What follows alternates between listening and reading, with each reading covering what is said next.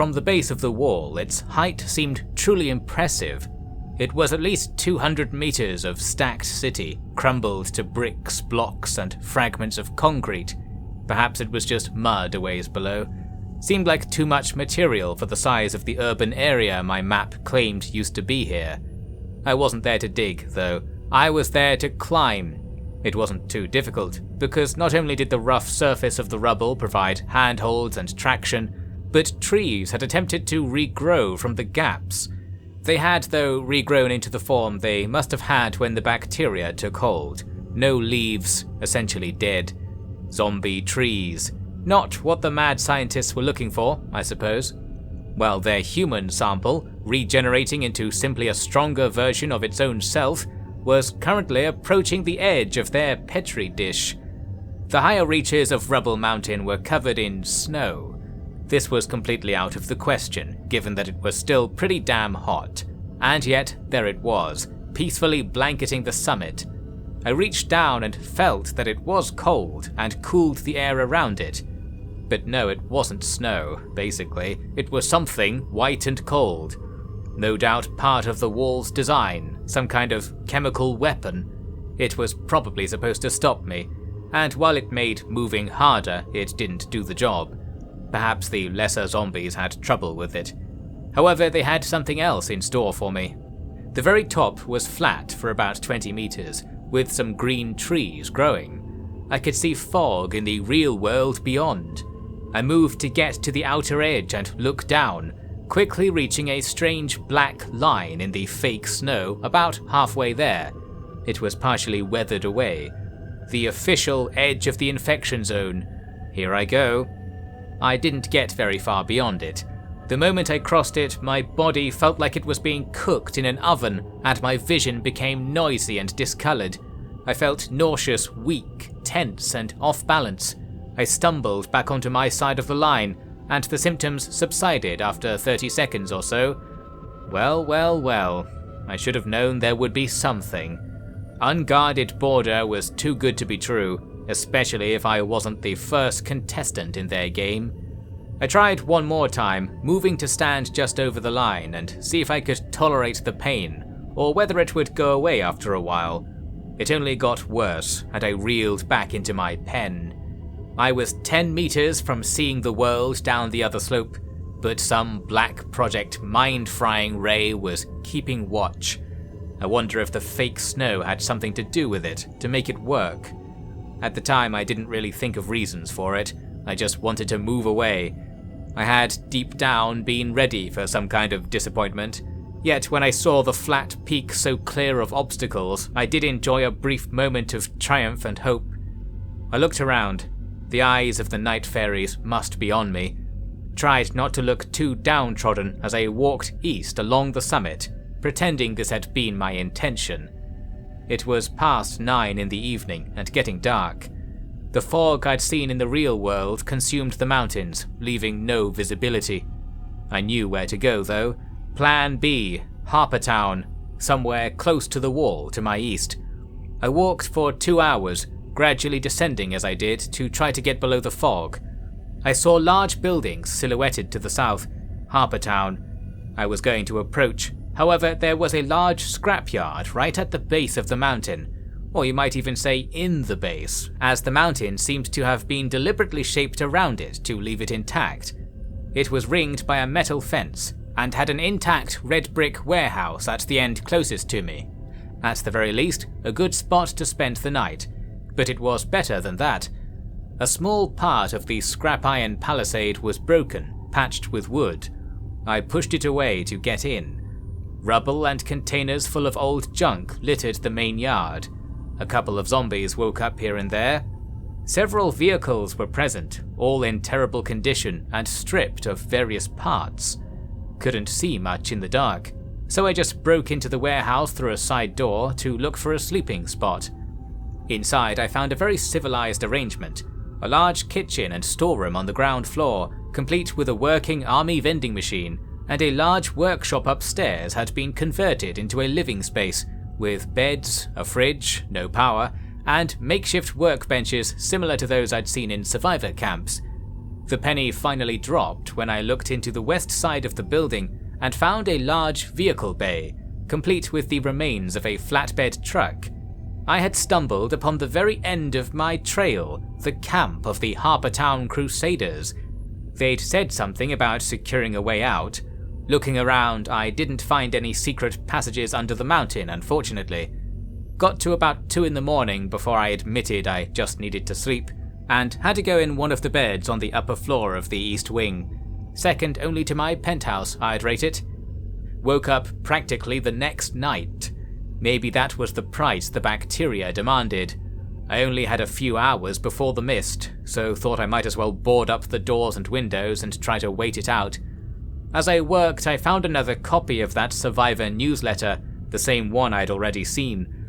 They were definitely here, but the trail looked pretty cold. They'd left, leaving nothing useful, a half-dozen zombies to keep watch. Didn't have time to sleuth the place up. Just hit the roof, a gently sloping dune of silver metal, uncomfortable to sit on. 8 cans of fake meat out of my rucksack while the sun turned red again. I had been too hopeful about the defensiveness of this property. The outer wall was smashed open within 10 minutes of the zombies catching whiff of me. They were coming from the west, mainly, not from the town as I imagined. I wondered how long they'd been following me. They pummeled down the planks I'd nailed over the doors, came up the stairs, and filed right past the bed I'd so recently been sleeping in. Then it was one more flight to the roof. I shot at them as they emerged from the stairwell, but they were very adamant about getting up. I managed to hold the tide for about 2 hours with continuous shooting, frantically refilling magazines from my bag whenever the flow ebbed. I could see more and more of them arriving down at the yard, moving faster than I'd seen before. It was a denser horde than had ever bothered me back at the tower. Started to feel regrets. Then, after midnight, I was finally routed from my shooting spot by a new dimension of threat. The zombies had air support. Some of those zombie birds swept over the roof, spitting a green acid. Where it touched the metal strips, it fizzed, burning with energetic yellow embers. I had to roll around to steer clear of their paths, while unloading whole pistol magazines into the dark sky to fend them off. I got them, but by that time a sizable group of zombies had assembled at the top of the stairs and were starting to drag themselves onto the roof. Their tearing motions were breaking off pieces of metal and brick. It was something else. It was getting worse, all right. I had to fight for my life there, unrolling all my guns and ammo while I still had the chance, then systematically blasting the invaders back.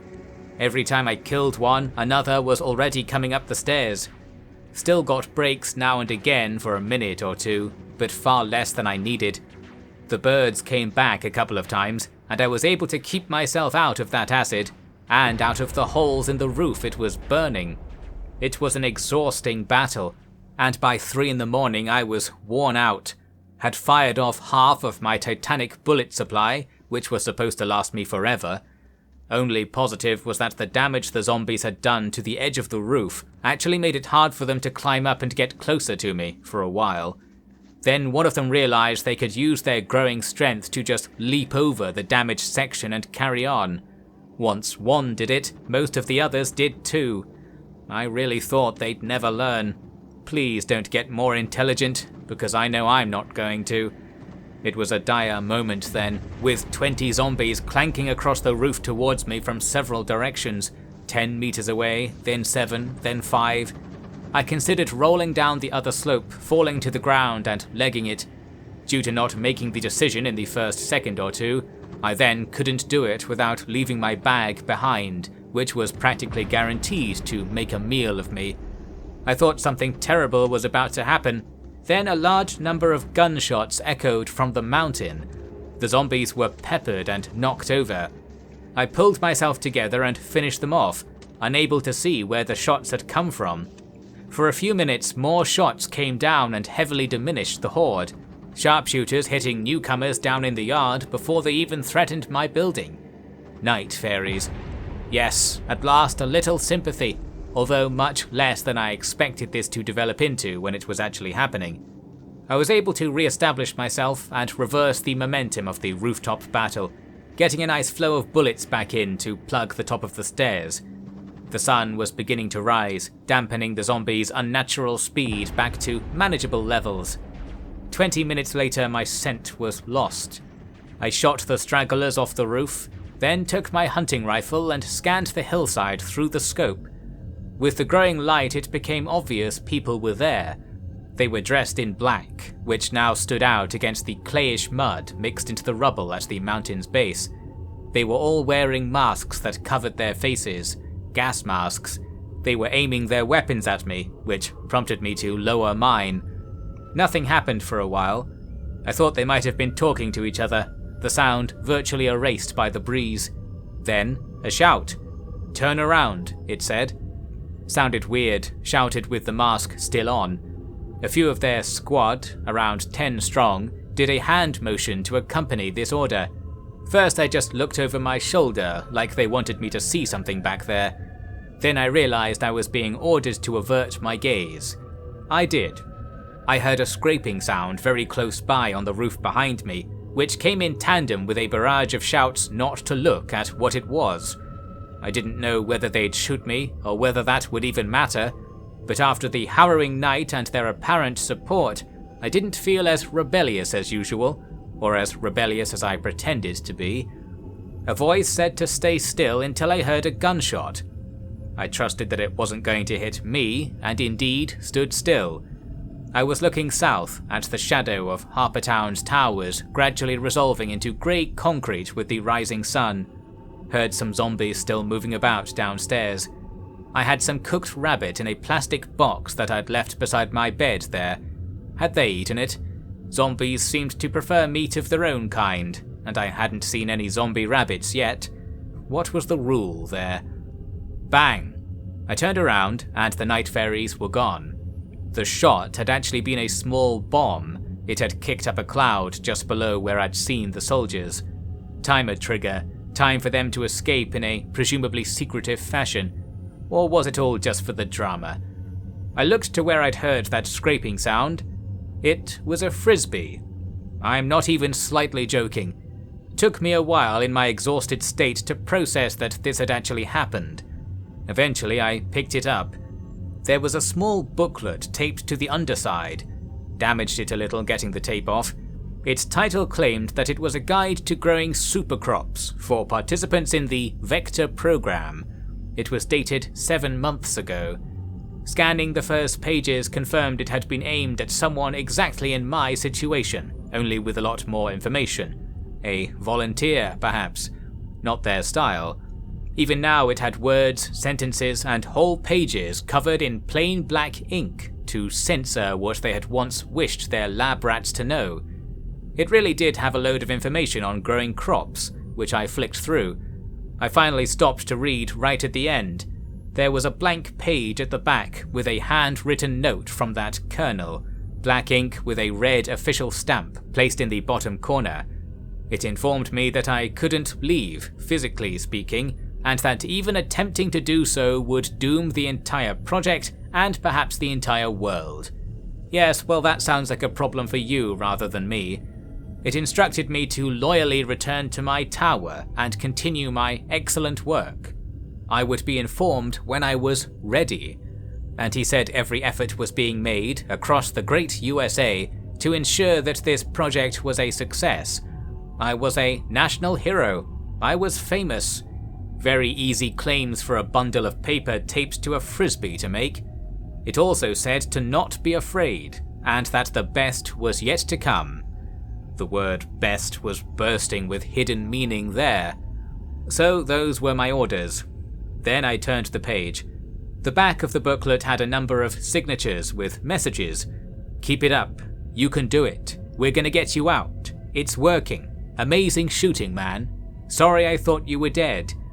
Below was a couple of lines in neat handwriting.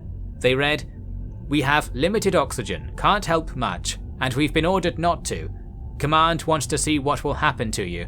It's all a test. Take extreme caution. Ignore previous vectors, all wrong. There is a safe place. We will try and get you permission. Sorry, we really need this to work. everyone. It was signed by a captain.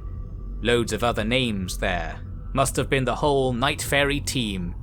Limited oxygen, huh? So, what was I breathing? They'd been maskless when I saw them before.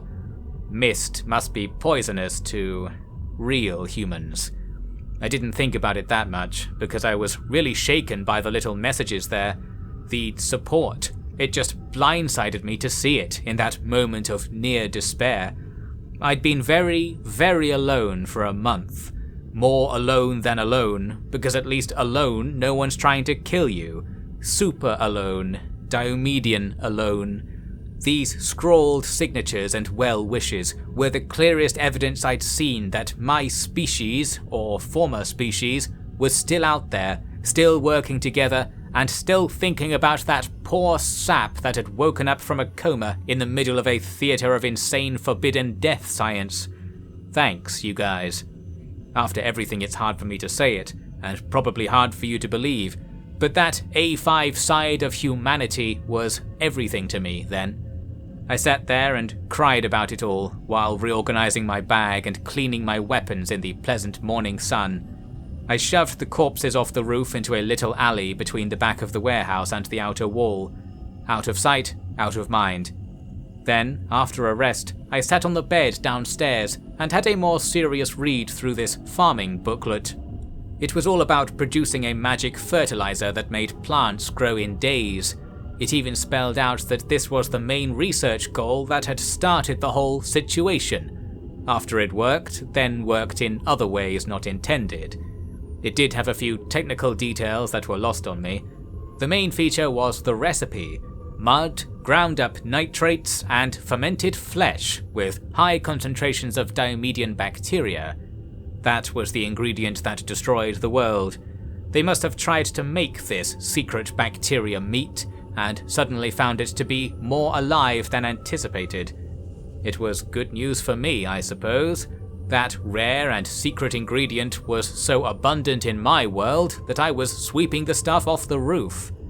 I actually wanted to try this thing out, although I lacked the powdered nitrates it was asking for. It suggested I look for certain kinds of naturally occurring rock and grind them up. Something to do. But before anything like that, I wanted to take a look around Harpertown and try out some roads on the map that would take me back to where I'd left my bike. Then I could cycle it back to my new hideout and try to think of a way to not get destroyed when the zombies came looking for me again. I didn't consider going back to the tower as ordered, by the way.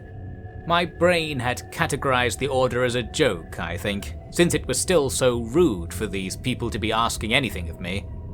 I wondered if taking the fake snow off the mountain and scattering it around the scrapyard would do anything. Maybe.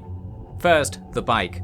I had to move fast to get there and back before the trouble started again, so I barely slept before leaving. Harpertown was in a poor state. Like Blown Up Town, it was a little blown up. Less so, but still rife with collapsed buildings and thick, ashy air. No sign of any survivor forts, barely any zombies, and really just a deathly mood all around. Could be that this is the way things were so close to the edge of the infection zone. If the zombies were attracted to me, as claimed, I guess it would all liven up soon. That, though, wasn't Harpertown's destiny. Instead, it was to be the scene of a murder. Allow me to explain. As I was walking west down a narrow street of old and fallen buildings, I came face to face with another friendly bear emerging from the gloom. I had my hunting rifle shouldered and put a bullet right between its eyes. Perfect shooting. The bear disagreed and charged as if its skull hadn't been split in two, or rather more angry because of it. I pushed another round in and fired again, clipping its hind leg. No good. I fumbled to pull forward the shotgun tied to my bag, but accidentally pushed open the magazine and let a load of shells drop out of the barrel while I twisted it around. By the time I had it leveled, only 2 were left. I did manage to fire both of them right into the beast's face. Somehow that wasn't the solution either. Its claws dug into my chest. I was face to face with it as it pulled me in. It swung at me again, tearing through everything, and I died. You never forget your first time, they say.